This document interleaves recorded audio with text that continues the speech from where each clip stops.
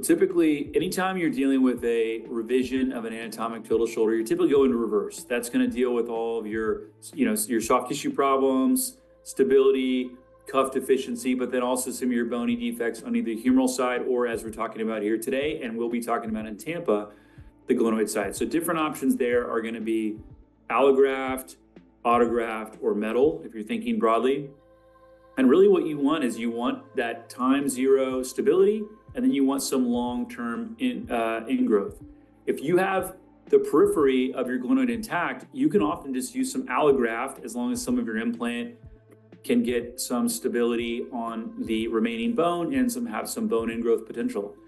If you have a bigger defect where you're worried the implant's not gonna need a little help biologically, or maybe some more stability, or maybe the wall or rim of the defect is affected, that's where we can take iliac crest, allograft, or even distal clavicle, or even coracoid.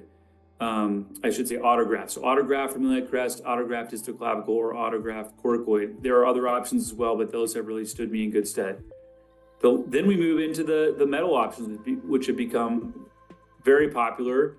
You're going to need a pre-op CT, and depending on how much metal artifact there is, it's something you need to navigate. But as the CTs have gotten better, either a patient-specific implant, so these are kind of a design envelope that you can work around, or even fully custom implants where you will work with an engineer and a pre-op CT to make something that really can deal with even the most challenging defects. So I think there's a lot of great options. A lot of these things are new, right? A lot of this, 3D printing technology, the patient-specific is relatively new. The fully custom has really exploded.